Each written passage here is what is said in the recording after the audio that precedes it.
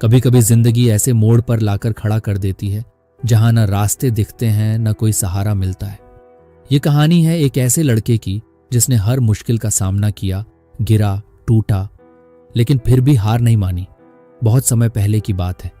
एक छोटे से गांव था रामपुर, जहां के लोग खेती बाड़ी और छोटे मोटे व्यवसायों से अपना जीवन यापन करते थे। इस गांव में एक लड़का रहता था जिसका नाम था अभय। अभय एक सीधा साधा और मेहनती लड़का था। उसकी आंखों में बड़े सपने थे। वह एक बड़ा आदमी बनना चाहता था, शहर में जाकर पढ़ना चाहता था और अपने परिवार को एक अच्छा जीवन देना चाहता था। लेकिन सपने देखना आसान था, उन्हें पूरा करना मुश्किल। अभय के पिता एक किसान थे। उनकी अचानक मौत ने अभय के पूरे परिवार को हिलाकर रख दिया। घर में मां और एक छोटी बहन थी जिनका पूरा जिम्मेदार अब अभय के कंधों पर था। अभय को अपनी पढ़ाई छोड़नी पड़ी और गांव के ईंट भट्टे पर काम करना पड़ा।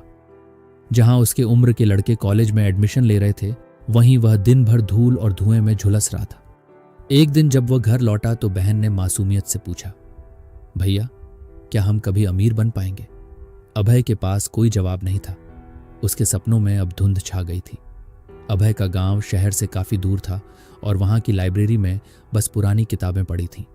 लेकिन अभय की आदत थी कि वह हर किताब में कोई सीख ढूंढता।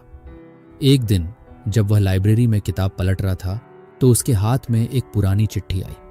चिट्ठी किसी रवि वर्मा नाम के आदमी की थी जो 20 साल पहले इस गांव में रहा करता था। उस चिट्ठी में लिखा था, अगर तुमने ये चिट्ठी पढ़ी है तो समझो कि तुम भी उसी दर्द से गुजर रहे हो जिससे मैं गुजरा था। लेकिन एक बात याद रखना, दुनिया तुम्हें गिराने की हर कोशिश करेगी, लेकिन अगर तुम उठना चाहो तो कोई ताकत तुम्हें रोक नहीं सकती। अभय को नहीं पता था कि यह रवि वर्मा कौन था, लेकिन उस दिन उसने फैसला कर लिया कि अब वह सिर्फ हालातों को कोसेगा नहीं, उन्हें बदलेगा। अभय ने ईंट भट्टे पर काम छोड़ दिया और गांव में ही मिट्टी के बर्तन बनाने और बेचने का काम शुरू किया। उसने सुना था कि शहरों में हैंडमेड चीजों की बहुत मांग होती है, पर जब उसने पहली बार बाजार में अपने बनाए हुए बर्तन बेचे तो लोगों ने मजाक उड़ाया। लोगों ने कहा, तेरा यह काम चलने वाला नहीं है। उसके अपने दोस्तों ने भी हंसकर कहा, तू भी किसी होटल में बर्तन धोने चला जा, यही तेरे लिए सही रहेगा। उस दिन घर आकर वह खूब रोया। उसे लगा शायद दुनिया सही कह रही है, शायद वह वाकई हार गया है।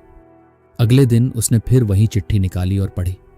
उसमें लिखा था, अगर लोग तुम्हारा मजाक उड़ा रहे हैं तो समझो तुम सही रास्ते पर हो। अभय की आंखों में एक नई रोशनी आ गई। उसने इस बार गांव के बुजुर्गों से मदद मांगी, नई डिजाइनों पर काम किया और गांव की औरतों को अपने साथ जोड़ा। धीरे धीरे उसका काम चल पड़ा। पहली बार उसने 1000 रुपये कमाए, फिर 5000, फिर 10,000। एक दिन एक बड़े व्यापारी ने उसका काम देखा और उसे शहर में अपना स्टॉल लगाने का ऑफर दिया। ये उसकी जिंदगी का सबसे बड़ा मौका था। शहर की पहली प्रदर्शनी में अभय ने अपनी चीजें बेचनी शुरू की। लेकिन असली जीत वह नहीं थी। असल जीत तब हुई जब उसने अपनी बहन को पहली बार एक अच्छे स्कूल में दाखिला दिलाया। जब उसने मां के हाथ में पहली बार पूरे महीने के खर्च का पैसा रखा तो मां की आंखों में जो गर्व था वही असली जीत थी। आज अभय का हैंडमेड मिट्टी के बर्तनों का ब्रांड पूरे देश में बिकता है और वह हर उस लड़के के लिए एक मिसाल है जिसने हालातों के आगे हार मान ली थी।